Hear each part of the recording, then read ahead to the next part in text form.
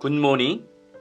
하나님의 뜻대로 살아가는 여러분과 여러분의 가정이 되시기를 축복합니다. 9월 14일 수요일 아침입니다. 오늘의 말씀은 에베소서 5장 22절에서 33절까지입니다. 먼저 말씀을 읽겠습니다. 아내들이여 자기 남편에게 복종하기를 주께 하듯 하라. 이는 남편이 아내의 머리됨이 그리스도께서 교회의 머리됨과 같음이니 그가 바로 몸의 구주시니라. 그러므로 교회가 그리스도에게 하듯 아내들도 범사에 자기 남편에게 복종할지니라. 남편들아 아내 사랑하기를 그리스도께서 교회를 사랑하시고 그 교회를 위하여 자신을 주심같이 하라. 이는 곧 물로 씻어 말씀으로 깨끗하게 하사 거룩하게 하시고 자기 앞에 영광스러운 교회로 세우사 티나 주름 잡힌 것이나 이런 것들이 없이 거룩하고 흠이 없게 하려 하심이라. 이와 같이 남편들도 자기 아내 사랑하기를 자기 자신과 같이 할지니 자기 아내를 사랑하는 자는 자기를 사랑하는 것이라. 누구든지 언제나 자기 육체를 미워하지 않고 오직 양육하여 보호하기를 그리스도께서 교회에게 함과 같이 하나니 우리는 그 몸의 지체임이라. 그러므로 사람이 부모를 떠나 그의 아내와 합하여 그 둘이 한 육체가 될지니 이 비밀이 크도다. 나는 그리스도와 교회에 대하여 말하노라. 그러나 너희도 각각 자기의 아내 사랑하기를 자신같이 하고 아내도 자기 남편을 존경하라. 그리스도 안에서 모든 것을 통일하시려는 하나님의 뜻이 나타났습니다. 화해와 평화, 사랑의 연합과 하나됨은 새 창조의 목표이자 종착점입니다. 가정과 교회, 인간의 모든 관계는 이를 지향해야 합니다. 가정 안에서 하나님의 뜻이 실현되기 위하여 우리가 순종해야 할 바는 무엇일까요? 첫 번째 살펴볼 것은 아내의 복종입니다. 바울은 먼저 아내들에게 남편들을 향한 복종을 명령하고 있습니다. 당시 소아시아에서는 사회 구조와 관습에 따른 아내들의 역할과 규범이 명확했었습니다. 남편의 지배를 받는 대상 가운데 그 아내도 있었다라는 말이죠. 일부 상류층 아내들은 독립과 자유가 일부 보장되었지만 대부분은 지극히 제한적인 권리만 제공받고 있었습니다. 바울도 역시 남편의 권위를 강조하면서 아내의 복종을 요구하고 있습니다. 하지만 바울이 말하고 있는 이 권위는 사회적인 통념에 근거한 것이 아니라 그리스도의 권위에 기인하고 있습니다. 교회의 머리이신 그리스도의 권위입니다. 머리를 우월의 개념으로 오해해서는 안 됩니다. 예수 안에서 무한한 생명과 복을 누리며 자라는 몸인 교회처럼 남편의 통치와 보호 아래 행복을 영위하는 아내에게 요구되는 것이 바로 복종입니다. 바울은 가정을 다스리는 남편의 권위를 교회를 다스리시는 그리스도의 권위에 포개어서 설명하고 있습니다. 바울은 교회의 구속을 위한 그리스도의 희생을 강조해 왔습니다. 그리스도의 희생이 전제되었고 그 결과로 얻는 유익이 강조되고 있는 것이죠. 아내도 남편과의 관계에서 그의 희생과 사랑을 받게 됩니다. 바울은 교회가 주를 섬기듯 아내가 남편을 섬기는 자발적 순종을 복종으로 표현을 하고 있습니다. 복종이라는 단어가 주는 종속의 의미 때문에 때때로 불편하게 들리는 것도 사실이지만 그리스도와 교회의 관계에서는 그 의미가 전혀 새로워집니다. 무조건 먼저 복종을 요구하는 것이 아니라 그리스도가 교회를 위해 행하신 일이 우선적으로 선포되는 것이죠. 바울은 교회가 그리스도께 하듯 아내들이 남편들에게 복종하도록 명령하고 있는 것입니다. 아내들에게 주님께 복종하듯 남편을 존경하고 복종하라고 그렇게 말하고 있습니다. 교회의 머리이신 그리스도께서 남편을 아내의 머리로 세우셨기 때문입니다.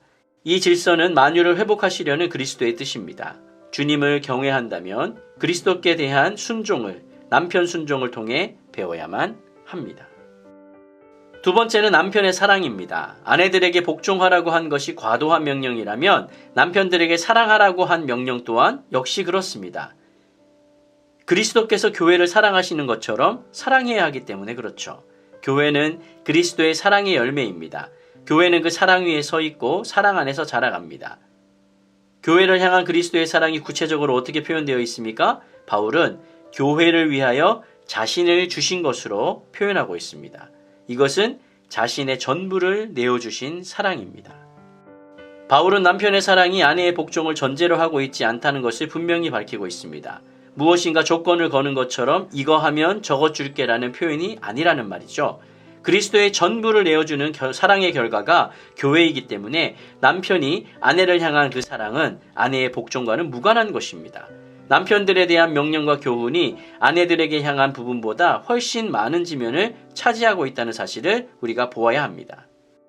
당시 남편들의 의무와 책임이 아내들보다 훨씬 광범위하고 다양하며 또 교회를 위한 그리스도의 일하심의 크기가 훨씬 크기 때문일 것입니다. 그리스도의 내어주시는 사랑은 전부라는 단어에 초점이 맞추어져 있습니다. 우리를 위하여 자신을 버리사 향기로운 제물과 희생제물이 되셨습니다.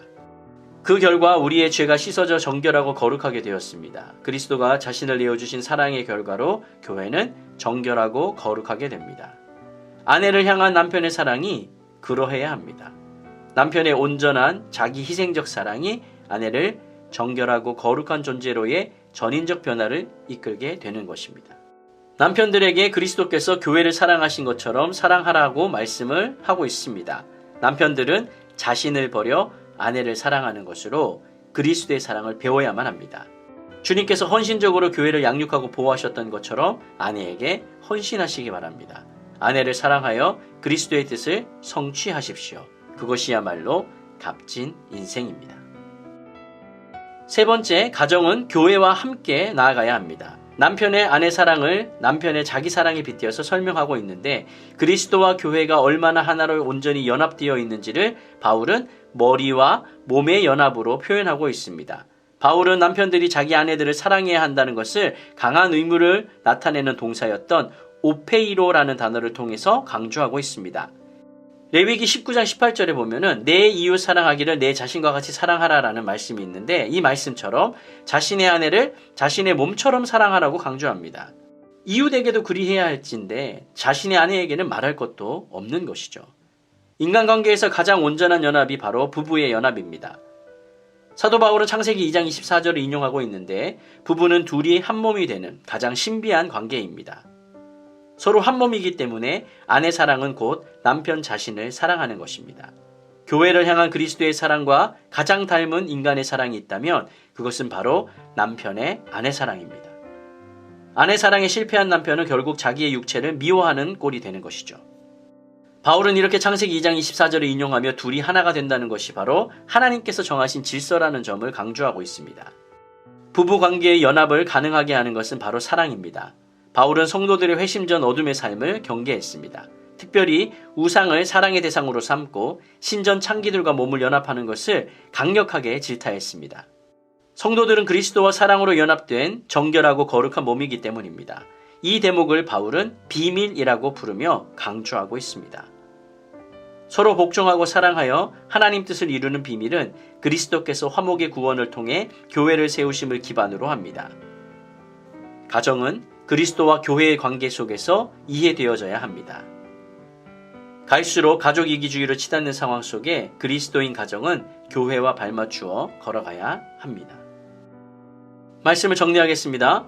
창조의 원리와 그리스도와 교회의 관계는 모든 부부관계의 근본적 근거이기도 하고 모범이 되는 것입니다. 하나님의 경륜에 봉사하는 일은 이 작은 자리에서 시작되며 교회의 지도력도 여기에서 형성됩니다. 상호 복종 속에서 우리는 삼위 하나님의 사랑의 연합을 배워가고 그의 몸으로 자라가는 것입니다. 지혜롭고 행복하게 살아가는 길이 바로 여기에 있음을 꼭 기억하며 아내의 복종, 남편의 사랑, 그리고 가정 또한 교회와 같이 그렇게 살아가시기를 예수님의 이름으로 간절히 축원드립니다.